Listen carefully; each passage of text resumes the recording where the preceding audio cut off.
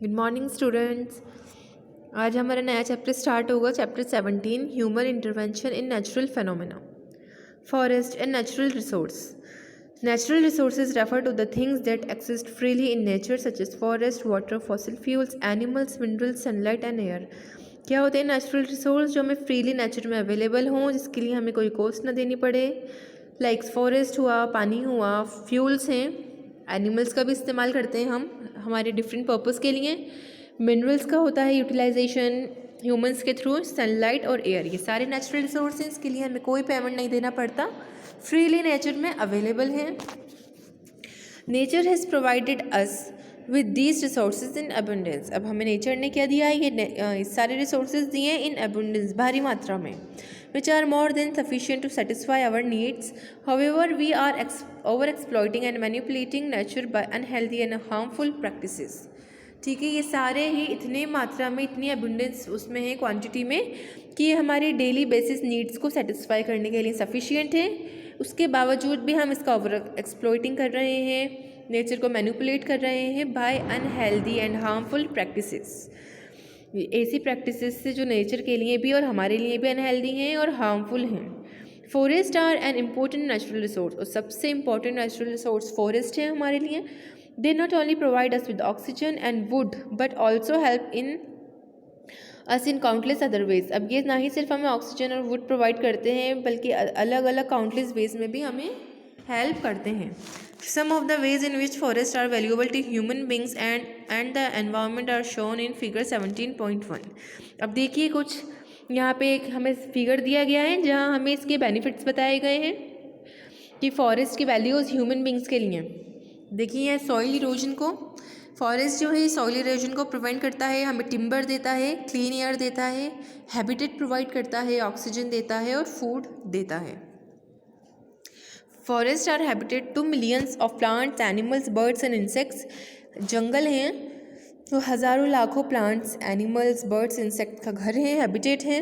Trees and plants clean air by absorbing carbon dioxide during the process of photosynthesis. ये हम हमारे previous classes में भी पढ़ चुके हैं कि फोटोसिंथेसिस की हेल्प से ट्रीज और प्लांट्स कार्बन डाइऑक्साइड को एब्जॉर्ब कर लेते हैं और उससे हवा क्लीन हो जाती है। They release oxygen which is vital for the survival of all organisms. ये ऑक्सीजन भी रिलीज़ करते हैं, जो इनका बाई प्रोडक्ट होता है फोटोसिंथेसिस में भी, और अदर इनकी जो भी एक्टिविटीज़ हैं इनके अंदर केमिकल, उसमें ऑक्सीजन रिलीज़ होता है, जो सारे ही ऑर्गेनिजम्स के सर्वाइवल के लिए इम्पॉर्टेंट है। Roots of trees bind soil which in turn helps to hold the soil in place, preventing soil erosion and landslides। Trees की जो रूट्स होती हैं वो सॉइल को बाइंड अप करके रखती हैं किसी भी प्लेस पर, सॉइल इरोजन को प्रिवेंट करती हैं, और अगर कहीं ज़्यादा बारिश हो वहाँ लैंडस्लाइड को भी प्रिवेंट करती हैं। Forest provide us with useful products such as timber, gum, fire wood, paper and medicines. अब फॉरेस्ट हमें क्या क्या देते हैं? बहुत सारे ऐसे प्रोडक्ट्स जो हमारे लिए यूज़फुल हैं, टिम्बर, लकड़ी इनकी, gum, firewood, paper and medicines. Forest provide food products such as fruit, spices, edible nuts and mushrooms. ये सारे ऐसे फूड हैं जो ह्यूमन बींग्स के लिए ज़रूरी हैं। फ्रूट्स मिलते हैं हमें फॉरेस्ट में, जो पेड़ लगते हैं उनसे फ्रूट्स हम लोग लेते हैं। स्पाइसेस, दालचीनी और ये आपकी काली मिर्च वगैरह, ये सब लौंग पेड़ों से ही मिलती है। एडिबल नट्स हुए और mushrooms. Deforestation, the cutting down और रिमूवल ऑफ ऑल और most of the trees in a forest is called deforestation. अब डिफॉरेस्टेशन है वो प्रोसेस है, मतलब अगर हम रिमूव कर दें, कट डाउन कर दें ज़्यादातर ट्रीज़ को किसी पर्टिकुलर एरिया के फॉरेस्ट में, तो वो डिफॉरेस्टेशन कहलाएगा। The main causes for deforestation are as follows. अब डिफॉरेस्टेशन, ऐसे कौन से कॉजेज हैं जो डिफॉरेस्टेशन को लीड करते हैं कि हमें पेड़ों की कटाई करना पड़ जाता है? Requirement of would for furniture, houses, paper and firewood. अब हमें टिम्बर चाहिए, लकड़ी चाहिए फर्नीचर बनाने के लिए, घर बनाने के लिए, पेपर बनाने के लिए और आग जलाने के लिए, इसलिए भी हम पेड़ों को काट देते हैं। Rapid urbanisation resulting in conversion of forest to town and cities. Urbanisation मतलब शहरीकरण, ठीक है। जैसे जैसे हमारी पॉपुलेशन ग्रोथ कर रही है, उनको घर चाहिए। आज के ज़माने में सबको अपना सेपरेट होम चाहिए, होम बड़ा होना चाहिए, सारी फैसिलिटीज़ होनी चाहिए होम में। इस वजह से भी पेड़ों की कटाई हो रही है। Requirement of land for agriculture, अब बढ़ती हुई आबादी के लिए खाना भी ज़रूरी है, खाना भी चाहिए, तो हमें एग्रीकल्चर के लिए लैंड भी चाहिए। Over grazing by cattle. अब भाई हमारे जो ग्रामीण क्षेत्र हैं, विलेज साइड्स हैं, उन्हें अपने कैटल्स को चराना है, तो इसलिए वो लोग भी पेड़ों की कटाई कर देते हैं, उन पत्तियों को तो कैटल्स को खिला देते हैं, और उन जगहों पर की चरवाहे अपने कैटल्स को ले जाते हैं। Requirement of land for mining, industrial projects and building of dams. Give a pictorial figure 17.2 gives A pictorial view of the causes of deforestation. अब देखिए माइनिंग भी करते हैं आजकल लोग, खानों में से, खदानों में से मिनरल्स को निकालते हैं, इंडस्ट्रियल प्रोजेक्ट्स बनते हैं, बड़े बड़े इंडस्ट्रीज का सेटअप होता है, और डैम्स बनते हैं, तो इसके लिए भी हमें ज़मीन चाहिए। इस वजह से भी फॉरेस्ट की कटाई कर दी जाती है, कटिंग डाउन कर दिया जाता है। Deforestation has many adverse effects on the environment, some of them are as follows. अब डिफॉरेस्टेशन के कुछ बहुत बुरे एडवर्स इफेक्ट्स हैं एनवायरनमेंट पर, और उनमें से कुछ ये हैं। The root of trees bind soil. हम जानते हैं कि ट्रीज़ की रूट सॉइल को बाइंड अप करके रखती हैं। Deforestation will cause soil erosion. पेड़ को काट देंगे तो उसकी जड़ें भी उखड़ जाएंगी, सूख जाएंगी। हटा देंगे अगर हम जड़ों को भी, तो उसकी वजह से क्या होगा, सॉइल इरोजन होगा। In due course of time persistence erosion will cause loss of fertility leading to desertification. अब देखिए सॉइल इरोजन की वजह से जो इंपॉर्टेंट मिनरल्स, न्यूट्रिएंट्स थे, वो भी इरोड कर जाएंगे, उड़ जाएंगे, हट जाएंगे उस जगह से, और वहाँ डेजर्टिफिकेशन होने लगेगा। डेजर्ट क्या है, वहाँ पे कोई उपजाऊ ज़मीन नहीं, सॉइल नहीं होती, मिट्टी नहीं होती, सेम ही टाइप की मिट्टी होती है हर तरफ, तो सॉइल इरोजन की वजह से भी डेजर्टिफिकेशन होता है। Since forest is home to a large number of living organisms, deforestation will result in destruction of the natural habitat of many plants, animals, birds and insects। अब देखिए हम जानते हैं कि जो फॉरेस्ट है एक बहुत सारे लिविंग ऑर्गेनिजम्स का घर है, हैबिटेट है, तो डिफॉरेस्टेशन की वजह से इनके नेचुरल हैबिटेट का डिस्ट्रक्शन हो रहा है। Trees release oxygen and absorb carbon dioxide release by animals and there is balance in nature between two gases. अब देखिए ट्रीज़ क्या करते हैं, ऑक्सीजन रिलीज़ करते हैं, कार्बन डाइऑक्साइड का एब्जॉर्प्शन करते हैं, जो कि एनिमल्स और जो भी हमने हमारे इन्वेंशंस किए हैं उनके थ्रू रिलीज़ की जाती है। इस वजह से एक बैलेंस बना रहता है नेचर के अंदर दो गैसेज का। Deforestation will lead to an increase amount of CO2 carbon dioxide in the atmosphere resulting in increase in global temperature. अब देखिए डिफॉरेस्टेशन की वजह से क्या हो रहा है, कार्बन डाइऑक्साइड के अमाउंट में इंक्रीज हो रहा है इन एटमॉस्फेयर में, resulting in increase in global temperature. और कार्बन डाइऑक्साइड की एक खासियत है कि ये हीट को अपने अंदर ट्रैप कर लेती है। सनरेज आ रही हैं अर्थ पर कंटिन्यूसली, तो आने वाली हीट को ये अपने अंदर ट्रैप कर लेगी, इस वजह से अर्थ का ग्लोब का टेम्परेचर बढ़ने लगेगा। Transpiration from the leaves of plants also contributes toward maintaining the moisture in atmosphere। अब ट्रांसपिरेशन, लीव्स में हम जानते हैं स्टोमेटा से ट्रांसपिरेशन होता है, एक्सेस वाटर को वाटर वेपर की फॉर्म में रिलीज़ कर दिया जाता है एनवायरनमेंट में, इसी वजह से एटमॉस्फेयर का मॉइस्चर भी मेंटेन रहता है। फॉरेस्ट के अंदर कितने सारे ट्रीज़ प्रेजेंट होते हैं, उन ट्रीज़ में लीव्स होती हैं, हैवी डेंस फॉरेस्ट होते हैं, घने पेड़, तो कितना सारा मॉइस्चर रिलीज़ किया जाएगा। इसकी वजह से एटमॉस्फेयर में मॉइस्चर बरकरार रहता है, बादल बनते रहते हैं उस मॉइस्चर से, और बारिश होती है। Deforestation will lead to reduce moisture in the atmosphere resulting in reduced rainfall. अब डिफॉरेस्टेशन क्या करेगा, मॉइस्चर को रिड्यूस कर देगा, कम कर देगा, इस वजह से रेनफॉल भी रिड्यूस हो जाएगी। The roots of trees bind soil which in turn holds rain water and hence checks the flow of water during heavy rains। अब देखिए डिफॉरेस्टेशन में क्या होता है, ट्रीज़ की रूट्स होती हैं, सॉइल को बाइंड कर लेती हैं, which in turn holds rain water, और सॉइल के अंदर वाटर एब्जॉर्ब होने लगता है, ठीक है, तो ग्राउंड वाटर में भी बढ़ोतरी होती है। And hence check the flow of water during heavy rains. इस वजह से जब भारी बारिश होती है किसी एरिया में, तो उसका फ्लो ऑफ वाटर को भी मेंटेन करते हैं पेड़। Deforestation will lead to soil erosion, floods and landslides in mountainous region. अगर आप माउंटेनियस रीजन में डिफॉरेस्टेशन होगा तो उसकी वजह से सॉइल इरोजन होगी, बाढ़ आएगी और लैंडस्लाइड्स अकर होंगी। Conservation of forest, here are some practices that could help in conserving our forest. Afforestation and reforestation. Afforestation is the process of planting trees on a large scale in the area that previously had no forest, while reforestation is the planting of trees in area where forests were removed or destroyed. अब देखिए large scale पर planting करना, पेड़ों को लगाना तो afforestation है।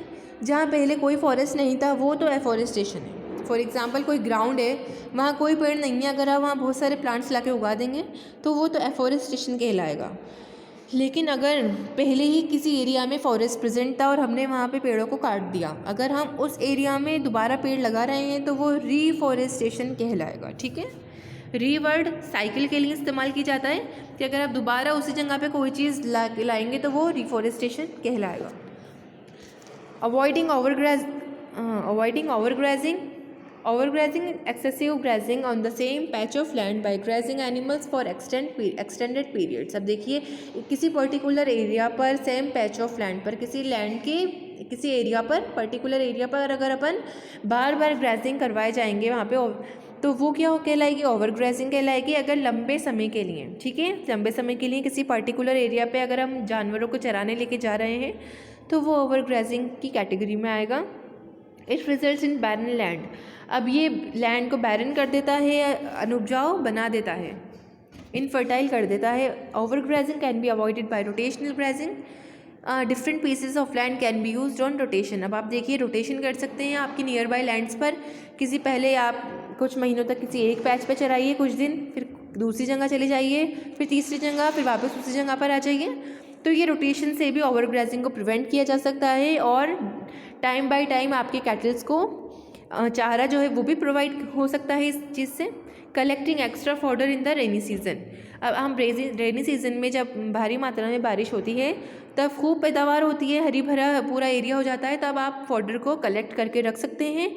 And preserving it for dry season and maintaining an optimum animal land ratio for grazing. और आप उसे प्रिजर्व करके रख सकते हैं ड्राई सीजन में, समर सीजन के लिए, और एक ऑप्टिमम एनिमल लैंड रेशो को मेंटेन करके, यानी किसी पर्टिकुलर लैंड पर कितने एनिमल्स जाने चाहिए चढ़ने के लिए, ये इस चीज़ को मेंटेन करके भी हम ओवरग्राजिंग को प्रिवेंट कर सकते हैं। Awareness programmes, awareness about the importance of trees and forest in public can be brought through constant media presence. अब देखिए जो पेड़ हमारे लिए ज़रूरी हैं हमारे एनवायरनमेंट में बैलेंस बनाने के लिए, तो उसकी अवेयरनेस पहुंचाना थ्रू मीडिया या टेलीविज़न या रेडियो के थ्रू, या conducting awareness campaigns and imparting environmental education. या अगर आप ये नहीं कर सकते तो आप एनवायरमेंटल एजुकेशन के थ्रू या कोई कैंपेन करके भी आप लोगों में जागरूकता फैला सकते हैं। Safeguarding forest, safety measures should be taken such as clearing dry leaves and branches, spraying necessary insecticides and antibiotics, and development of fire resistance and disease resistant strains of trees to protect the forest from fire and disease respectively। अब देखिए हमें forest का safe guard भी करना ज़रूरी है, such as clearing dry leaves, पतझड़ के मौसम में जब पत्तियाँ सूख जाती हैं, नीचे गिर जाती हैं, तो उन्हें साफ़ करना और उन ब्रांचेस को भी साफ़ कर देना, क्योंकि वो जो लीव्स गिरेंगी, ब्रांचेस गिरेंगी, तो उन पर डिके ऑर्गेनिजम्स, डिकम्पोजर्स का भी एक्शन होगा और जिस वजह से आपके पेड़ों में भी कीड़े लग सकते हैं। इंसेक्टिसाइड्स और एंटीबायोटिक्स को स्प्रे कराना पेड़ों पर, और कुछ ऐसे strains, fire resistance, disease resistance strains को पेड़ों पर लगाना, इससे भी हम लोग क्या कर सकते हैं, पेड़ों को डिजीज़ और फायर से प्रोटेक्ट करा सकते हैं। National parks and wildlife sanctuaries, these are developed to conserve wildlife and natures. अब देखिए हमने कुछ एरियाज़ को वाइल्ड लाइफ और नेचुरल पार्क की कैटेगरी में रख देते हैं, और इन कैटेगरीज़ में वही एरियाज़ रखे जाते हैं फॉरेस्ट के जो बहुत ज़रूरी हों एनवायरनमेंट के लिए। ठीक है, protect animals from illegal activities, और उन इलाकों में पाए जाने जानवरों को बचाना, and also give a chance to people to visit and enjoy nature. ठीक है, और हमें चांस देना चाहिए लोगों को। इन वाइल्ड लाइफ सेंचुरीज़ में, नेशनल पार्क्स में लोग घूमने जाते हैं, देखते हैं, विजिट करते हैं और नेचर को एंजॉय करते हैं। Paper, recycling of paper can help in conservation of forest as paper is manufactured from wood. अब देखिए वुड, पेपर वुड से मैन्युफैक्चर किया जाता है, इसलिए हम पेपर को रिसाइकल करके, रीयूज़ करके भी फॉरेस्ट को प्रिवेंट कर सकते हैं। केस स्टडी, चिपको मूवमेंट।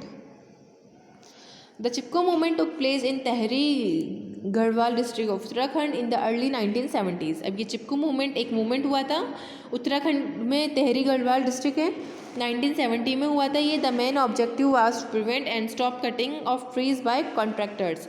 और इसका क्या मेन ऑब्जेक्टिव था जो कॉन्ट्रैक्टर्स थे उन इलाकों में जो भी कॉन्ट्रैक्ट दिए जा रहे थे जिन लोगों को, उनको क्या करना, उन ऐसे कॉन्ट्रैक्टर से पेड़ों को बचाना कि वो उन्हें काट ना दें।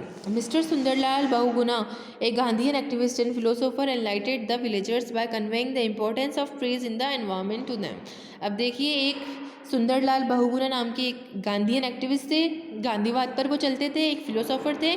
उन्होंने ही वहाँ के लोगों को उनमें क्या कहते हैं अवेयरनेस, जागरूकता फैलाई थी कि ट्रीज़ हमारे एनवायरनमेंट के लिए कितने ज़रूरी हैं। The women of Mandal village of Tehri Garhwal district tied a sacred thread around the trunks of trees and hug the trees to prevent the trees from being cut. अब मंडल विलेज की औरतों ने क्या करा, वो पेड़ों से चिपक गई और उन्होंने उस पर अपने सेक्रेट थ्रेड, जो धागे होते थे पूजा पाठ करके, वो बांध दिए ताकि वो उन्हें कटने से बचा सकें। Hence it was called the Chipko movement, इसलिए इस मूवमेंट को चिपको मूवमेंट कहा गया। और हक द ट्री मूवमेंट, और ट्री को हक करना। The Chipko protest achieved a major victory in 1980 with a 15-year ban on green tree felling in the Himalayan forest. अब इसको एक मेजर विक्ट्री अचीव हुई 1980 में।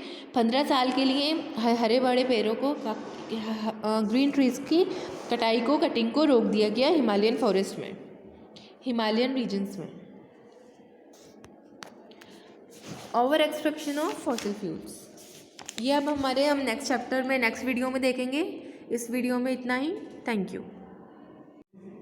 Over extraction of fossil fuels. We have learnt in chapter 5 that fossil fuels are formed from the buried remains of plants and animals over a period of millions of years. अब देखिए, हम हमारे chapter 5 में पढ़ चुके हैं कि हज़ारों लाखों करोड़ों साल पहले जो प्लांट्स एंड एनिमल्स हमारी अर्थ पर पाए जाते थे, डायनासोर्स हुए और बड़े साइज़ के जो एनिमल्स हैं, कुछ नेचुरल डिज़ास्टर की वजह से वो अर्थ के नीचे दब गए, ठीक है, बरीड हो गए अंदर। और उनका क्या हुआ, जो भी फिर वो फॉसिल फ्यूल्स बन गए in the absence of oxygen नहीं था वहाँ इतने नीचे।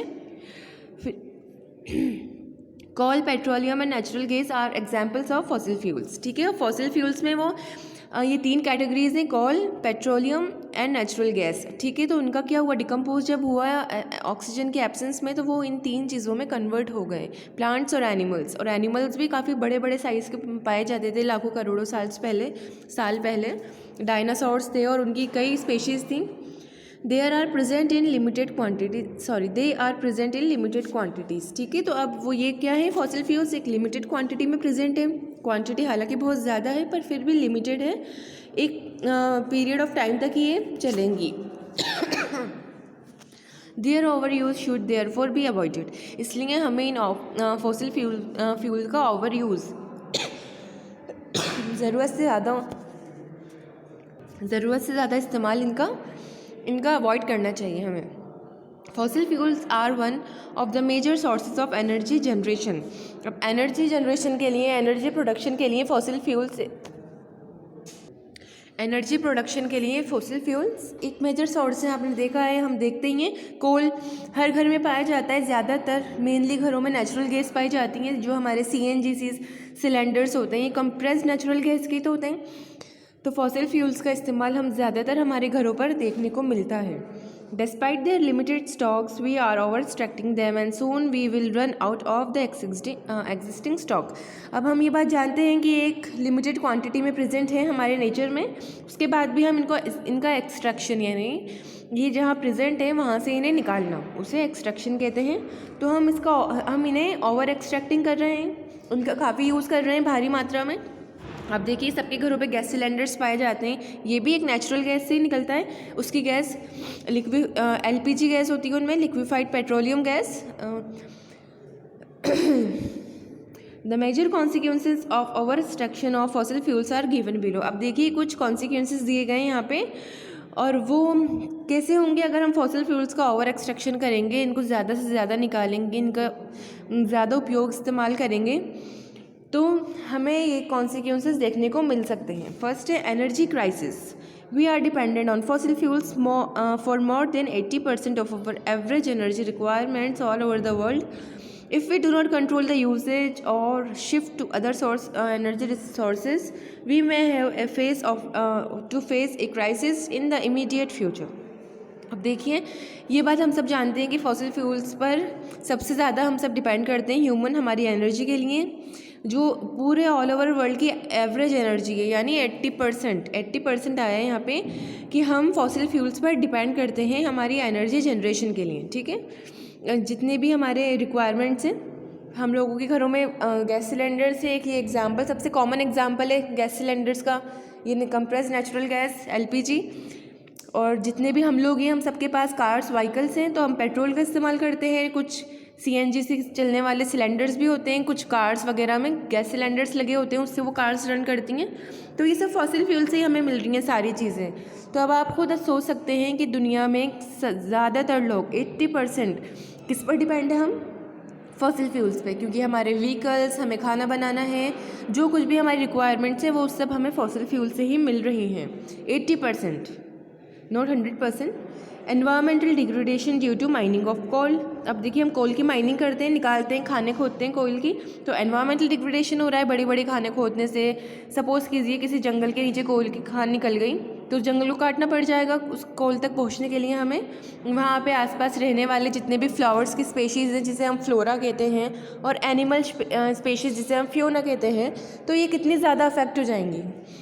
Coal has 1/3 energy share out of the total fossil fuel energy requirement of the world। अब देखिए, 1/3 इतनी ज़्यादा किसका यूज़ हो रहा है एनर्जी के लिए, एनर्जी रिक्वायरमेंट के लिए, कोल का, ऑल ओवर द वर्ल्ड।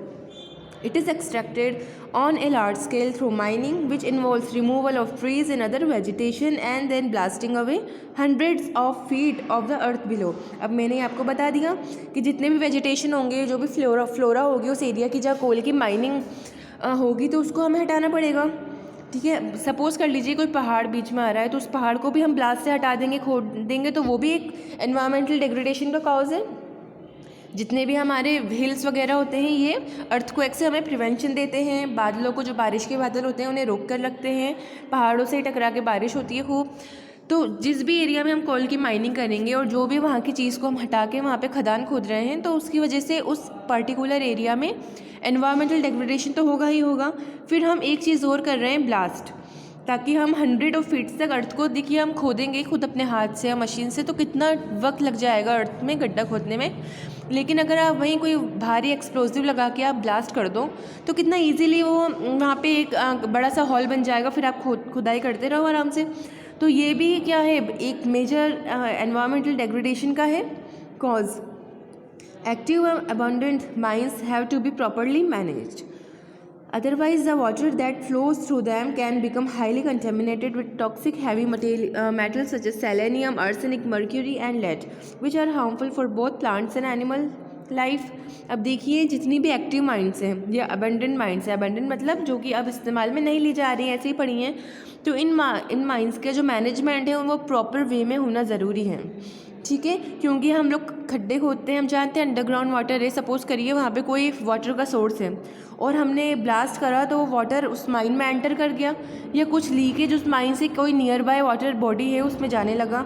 तो ऐसी माइंस के अंदर ज़्यादातर कोल के अंदर जो होते हैं वो और भी मेटल्स पाए जाते हैं, हैवी मेटल्स, सेलेनियम भी हो सकता है, आयरन भी पाए जाए। कई बार कोल की माइंस में से डायमंड्स निकलने लगते हैं। तो ये यहाँ कुछ मेटल्स के नाम आए हैं जो कि काफ़ी टॉक्सिक हो रहते हैं प्लांट्स और एनिमल लाइफ के लिए। उनमें से selenium, arsenic, mercury and lead. तो ये चारों अगर किसी वाटर बॉडी में मिल गए तो पानी कंटेमिनेट हो जाएगा, और वो पानी जहाँ भी जाएगा, चाहे से उस पानी में रहने वाले एनिमल्स ही क्यों ना हो, जितनी भी फ़िश वगैरह हैं, या उस पानी में उगने वाले पेड़ पौधे, या उस पानी को पीने वाले जानवर, या वो कहीं बहकर किसी पेड़ पे जा रहा है उसकी रूट्स तक, तो वो सब इफ़ेक्ट होगा, उन सब पे उसका बुरा इफ़ेक्ट होगा। बर्निंग कोल प्रोड्यूसेस कोल ऐश। तब हम जब कोल को जलाते हैं एनर्जी के लिए, तो राख निकलती है कोयले की, which contains large quantities of toxic heavy metals that settle और wash out of the atmosphere into water bodies and land. अब देखिए, जब इसमें से जलाने पर, कोयले को जलाने पर एक तो कोयल ऐश निकलता है, कोल ऐश, ठीक है, राख निकलती है कोयले की, उसके अंदर क्या होता है, काफ़ी टॉक्सिक हैवी मेटल्स होते हैं दैट सेटल और wash out of the atmosphere into water bodies and land, जो कि क्या होते हैं वाटर बॉडीज़ में या लैंड पर, जो हमारी नियर बाई कोई वाटर बॉडी, वही राख उड़ेगी, वाटर बॉडीज़ में जाके सेटल हो जाएगी। आप देखिए, आप राख पे ज़रा सा पानी डालोगे तो वो जम जाती है, तो ऐसे ही वो हमारी ज़मीन पर और वाटर बॉडीज़ पर क्या हो जाएगी, सेटल्ड अप हो जाएगी।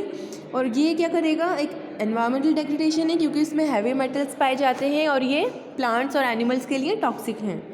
Environmental degradation due to petroleum and natural gas extraction. अब देखिए, हम नेचुरल गैस का एक्सट्रैक्शन करते हैं, पेट्रोलियम का करते हैं, तो उनसे होने वाले environmental degradation. Almost 2/3 of fossil fuel energy is harnessed from petroleum products and natural gas. अब देखिए, फॉसिल फ्यूल एनर्जी कितनी अमाउंट में, 2/3 कहाँ से निकाली जाती है, पेट्रोलियम प्रोडक्ट से और नेचुरल गैस से। Methane the main component of natural gas. अब मीथेन एक गैस है, CH4, ये नेचुरल गैस का एक कंपोनेंट है। ये क्या है, मीथेन, ये हम हमारी हायर क्लासेस में पढ़ेंगे।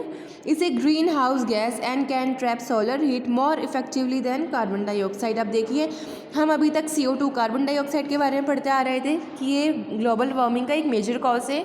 हमारे ऑटोमोबाइल्स रन करते हैं, उसमें बर्निंग हो रही है कोई उसकी पेट्रोल की, तो उससे भी कार्बन डाइऑक्साइड सबसे ज़्यादा मात्रा में निकल रही है, तो ये ग्लोबल वार्मिंग बढ़ा रही है। अब हम यहाँ एक दूसरी गैस देख रहे हैं, वो है methane.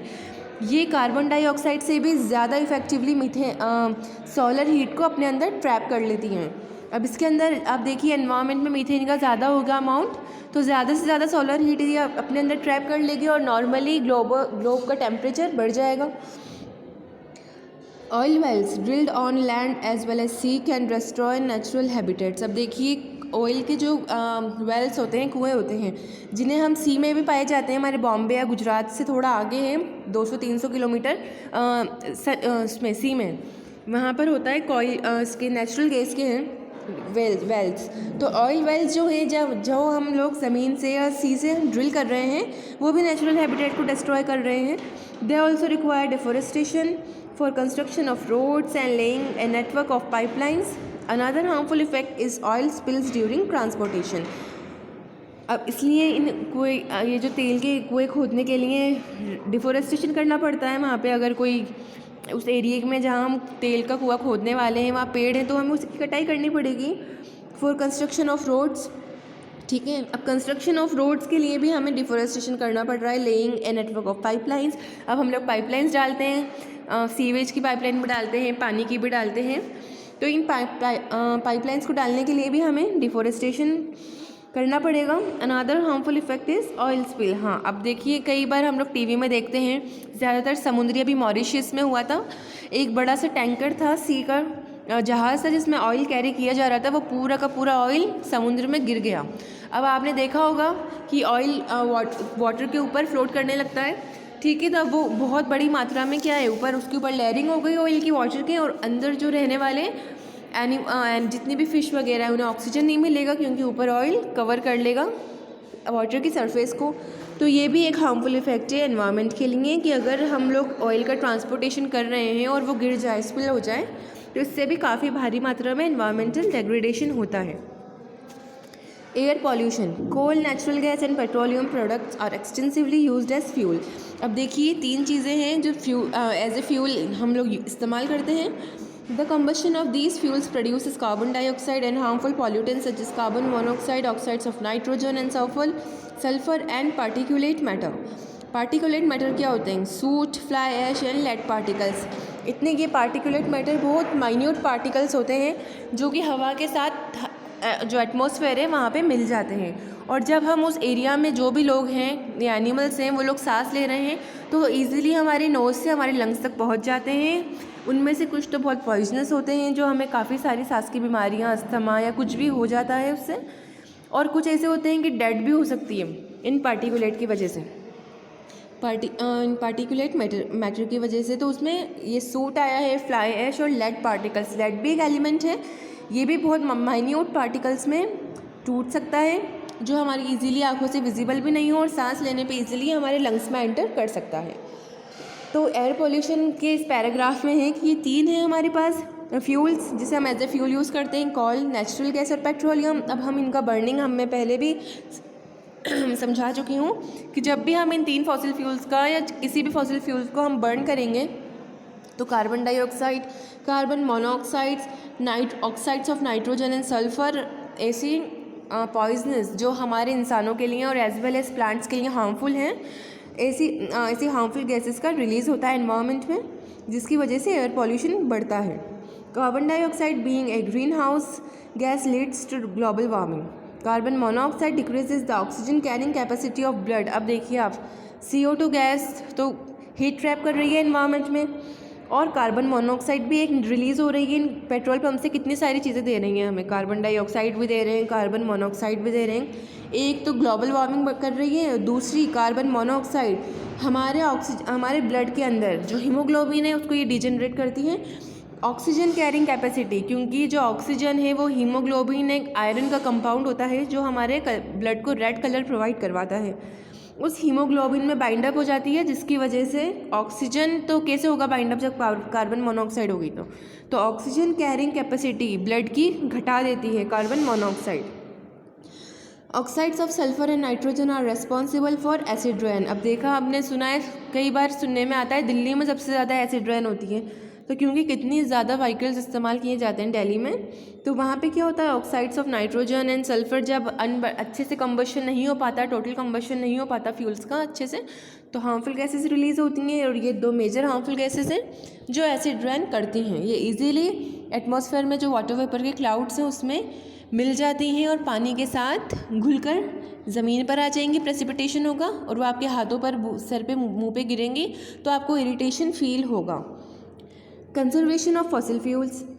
The conservation of fossil fuels is important because they are non-renewable. If we do not reduce their use and switch to alternative sources of energy, the time is not so far when the entire reserve of fossil fuels will be utilized and we will be left with power plants, automobiles, industries, etc. and no fuel to operate them. अब देखिए, इन fossil fuels जितने ज़्यादा ये harmful हैं, over extraction, इनका conservation भी इतना ही ज़रूरी है, क्योंकि अभी हमारे पास ऐसा कोई मेजर सोर्स नहीं है एनर्जी का, एनर्जी जनरेशन का, कि हम इन्हें रिप्लेस कर सकें। तो इसलिए एक तो इनकी मिस हैंडलिंग भी एनवायरमेंटल डेग्रेडेशन को प्रमोट कर सकती है और इनका ओवर एक्सट्रैक्शन भी, ठीक है। तो इसलिए इनका कंजर्वेशन भी उतना ही ज़रूरी है जितना इनका प्रॉपर मैनेजमेंट। तो कंजर्वेशन अगर हम नहीं करेंगे, क्योंकि एक लिमिटेड स्टॉक में पाए जाते हैं हमारी अर्थ के अंदर, ये ख़त्म हो जाएंगे और हमारे पास कुछ नहीं बचेगा एज ए फ्यूल। अभी तक हम कोई अल्टरनेट मोड भी हम लोग नहीं ला पाए हैं। एक सोलर एनर्जी का चल रहा है, वाटर एनर्जी, जो हाइड्रो इलेक्ट्रिक पावर प्लांट्स बनाए जाते हैं कोस्टल एरियाज़ में, तो अभी उनको कैसे ऑल ओवर पूरी कंट्रीज़ में कैसे हमें सप्लाई करना है उनसे क्रिएट होने वाली एनर्जी, ऐसा मोड अभी तक हम नहीं जुटा पाए हैं। इसलिए अब फ़िलहाल हमें इनका कंजर्वेशन करना ज़रूरी है, क्योंकि देखिए हमारे ऑटोमोबाइल्स, इंडस्ट्रीज़, पावर प्लांट सब इन फॉसिल फ्यूल से चलते हैं। अगर हम इनका ओवर एक्सट्रैक्शन करेंगे, इनका ज़्यादा से ज़्यादा यूज़ करेंगे, हद से ज़्यादा यूज़, जहाँ हम इनको सेव कर सकते हैं लेकिन हम वहाँ पर भी इनका यूज़ करेंगे, तो एक तो ये ख़त्म हो जाएंगे। दूसरा, जितना ज़्यादा इनका यूज़ होगा, ये गैसेस एयर पॉल्यूशन क्रिएट कर रहे हैं, इनके जितना ज़्यादा हम लोग यूज़ करेंगे उतनी इनकी डिमांड मार्केट में बढ़ेगी, तो ओवर एक्सट्रैक्शन भी होगा। वहाँ के पूरा पर्टिकुलर एरिया है, वहाँ का पूरा फ्लोरा और फ्योना इफेक्ट होगा, डिफोरेस्टेशन होगा उस एरिया में, तो ये तो एक एनवायरमेंटल डिग्रेडेशन हुआ ही। दूसरा, इनका जितना ज़्यादा यूज़ होगा उतना ज़्यादा ये एयर पॉल्यूशन क्रिएट करेंगे, ये भी एक है। ये सब सारी चीज़ें आपस में कनेक्टेड हैं, तो इनका ओवर एक्सप्लॉयटेशन भी, ओवर एक्सट्रैक्शन भी इनका ख़तरनाक है, इनका ज़्यादा यूज़ करना भी ख़तरनाक है। Examples of alternative sources of energy that are renewable and obtained from nature and are solar energy, wind energy, geothermal energy, biomass energy, hydroelectricity and nuclear energy। अब देखिए, अल्टरनेटिव सोर्सेज ऑफ एनर्जी बताए गए हैं fossil fuels को लेकर। ये fossil fuels के alternate हैं, ये सब नेचर से हमें मिलते हैं, फॉसिल फ्यूल्स भी नेचर से मिल रहे हैं, लेकिन इनके हार्मफुल इफेक्ट्स बहुत हैं नेचर पर। तो एक है हमारे पास सोलर एनर्जी, इसके बारे में हम सब जानते हैं ये क्या है। विंड एनर्जी, पवन चक्कियाँ होती हैं बड़ी बड़ी, ये विंड एनर्जी काफ़ी सालों पुरानी है। ये पहले ज़माने में अनाज को इनको पीसा जाता था, विंड मिल्स होती थी हवा से बाहर, यूरोपियन कंट्रीज़ में हवा से उनकी पंखुड़ियाँ हिलती थी, तो नीचे पूरा एक शाफ्ट लगा रहता था, वो हिलता था, तो उससे अनाज को पीसा जाता था। जियोथर्मल एनर्जी, बायोमास, और अब ये सब हम आगे डिटेल में पढ़ेंगे। Some alternative sources of energy that are renewable are shown in 17.3. Let us discuss about some of them. अब देखिए रिन्यूएबल है, इन्हें हम दोबारा जनरेट कर सकते हैं. अब देखिए क्या क्या है. फर्स्ट आए यहाँ geothermal energy. Jio means earth and thermal meaning heat. अब देखिए जियो का क्या मतलब होता है, अर्थ. जहाँ पर भी जियो आए मतलब अर्थ, और थर्मल का मतलब है heating, heat. Is a type of energy found under the earth. अब ये अर्थ के अंदर पाई जाती हैं. A geothermal power plant works by using the heat from the hot water reservoirs underground to drive an electrical generator. अब देखिए जिन भी एरिया में हॉट वाटर के रिजर्वियर से वहाँ इसका इस्तेमाल होता है, इस पावर प्लांट का, जियोथर्मल पावर प्लांट का. और उसकी जो हीट रिलीज़ हो रही है उस गर्म पानी से, वो उसमें जाती है जनरेटर्स में, और वो फिर वर्क करने लगते हैं इलेक्ट्रिक जनरेटर. और जो भी नियर बाई एरियाज है वहाँ इलेक्ट्रिसिटी प्रोवाइड की जाती है इस जियोथर्मल एनर्जी पावर प्लांट से. Wind energy is produced when wind turns the blades of a wind mill. ठीक है, अब मैंने बताया था विंड मिल्स होती हैं. आप देखिए यहाँ पर है ये वाइट जो दिख रही है, ब्लेड्स भी कह सकते हैं, शाफ्ट भी कह सकते हैं. तो विंड क्या करेगी, इन पे पड़ेगी तो ये हिलने लगेंगे, सर्कुलर मोशन करेंगे फास्टली. जितना ज़्यादा ये फास्ट करेंगे और इलेक्ट्रिसिटी ये जनरेटर्स को चलाने के काम आएगी. Which in turn spins the turbine inside a small generator to produce electricity. ठीक है. Hydro electric energy is derived when water through a dam falls from a height into a river below, driving generators and producing electricity. अब देखिए hydro electric energy क्या है, water से ही होती है. ये कोस्टल एरियाज़ पर या जिस भी एरिया में बारिश ज़्यादा होती है, डैम्स हैं, वहाँ ऐसे इसके पावर प्लांट लगाए जाते हैं, हाइड्रो इलेक्ट्रिक पावर प्लांट. हमारे इंडिया में भी काफ़ी सारे हैं. तो क्या होता है, पानी ऊपर से नीचे की तरफ गिरता है, वहाँ ये पावर प्लांट लगा दिए जाते हैं ताकि उस पानी जो एनर्जी के साथ गिर रहा है उससे जनरेटर को चलाया जाए. टर्बाइंस लगे होते हैं अंदर, बड़े बड़े जनरेटर को चलाया जाए और उससे इलेक्ट्रिसिटी का प्रोडक्शन हो नियर बाय एरियाज़ के लिए, या और भी आगे हम जहाँ भी हमें इलेक्ट्रिसिटी सप्लाई करनी है वहाँ तक के लिए. Solar energy is utilised with the help of solar panels which convert solar energy into electrical energy. अब देखिए सोलर एनर्जी के बारे में तो हम काफ़ी पढ़ चुके हैं. सोलर बड़े बड़े पैनल्स होते हैं, अब तो लोग खुद अपने घरों पर, अपनी रूफ्स पर लगाने लगे हैं, ये इतने कॉमन हो चुके हैं. तो ये सोलर एनर्जी को इलेक्ट्रिकल एनर्जी में कन्वर्ट कर देता है. Biomass energy is derived from organic matter such as manure, forest debris, scrap wood, sewage and certain crops and can be used to generate electricity and other forms of power. अब biomass energy मतलब जितना भी हमें naturally कोई ऐसी चीज़ मिल रही है, जैसे टूटी हुई फॉरेस्ट की डेब्रीज होती हैं, अक्सर लोग जाते हैं लकड़ियाँ इकट्ठा करने, औरतें ग्रामीण क्षेत्र की विलेज साइड्स में. हमारे शहरों में भी कुछ लोग जो बाहर की तरफ मार्जिन पे बसे हुए हैं जिनके घर, वो लोग भी अपने आसपास के फॉरेस्ट एरिया में जाते हैं लकड़ियाँ लेने.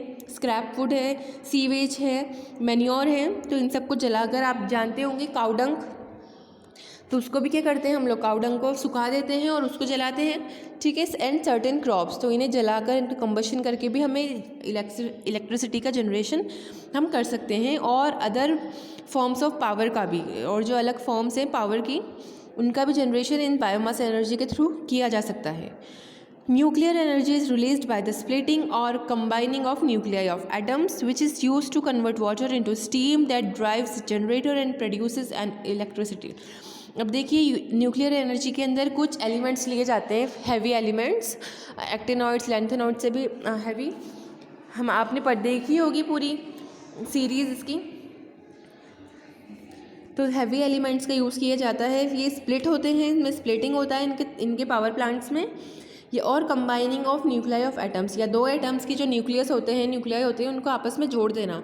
तो जब ये या तो टूटें या जुड़ें, ऐसा करने पर एक enormous amount of heat energy का जनरेशन होता है. तो उस जनरेशन से हम जो जनरेशन हो रहा है हीट का, सॉरी एनर्जी का, उससे हम इलेक्ट्रिसिटी को प्रोड्यूस करते हैं. तो न्यूक्लियर एनर्जी में ऐसे हम इलेक्ट्रिसिटी का प्रोडक्शन करते हैं. हैवी एलिमेंट्स की न्यूक्लियाई का या तो कंबाइन कर देंगे, उन्हें आपस में जोड़ देंगे, या उनको तोड़ेंगे, जिससे एक भारी मात्रा में एनर्जी रिलीज़ होती है, उससे हम इलेक्ट्रिसिटी का प्रोडक्शन करते हैं. तो ये हमने 6 कुछ एनर्जीज पढ़ी हैं geothermal, wind, hydro electric, solar, biomass and nuclear. इससे हमने देखा कि इलेक्ट्रिसिटी का कैसे जनरेशन किया जाए और इन्हें दूसरे और फॉर्म्स ऑफ एनर्जी का कैसे इनकी हेल्प से जनरेशन किया जाए, और ये सब रिन्यूएबल सोर्सेज ऑफ एनर्जी हैं। ठीक है, जैसे फॉसिल फ्यूल है, ये एक बार ख़त्म हो गए, आप इन्हें दोबारा रिन्यू नहीं कर सकते, ठीक है, दोबारा बना नहीं सकते, लेकिन ये सारी ही एनर्जी को आप दोबारा क्रिएट कर सकते हैं क्योंकि ये सब हमें नेचर से मिल रही हैं। ठीक है, हवा चलती है, पानी बहता है आगे, तो उसका कोई ह्यूमन इंटरवेंशन नहीं है इसमें, हम नहीं रोक सकते उस बहते पानी को। सोलर एनर्जी ये सूरज निकलता है, जब तक सूरज निकलेगा तब तक हम इस एनर्जी का यूज़ कर सकते हैं। अब ये हमारा चैप्टर कंप्लीट हो गया, human intervention in natural phenomena. Thank you.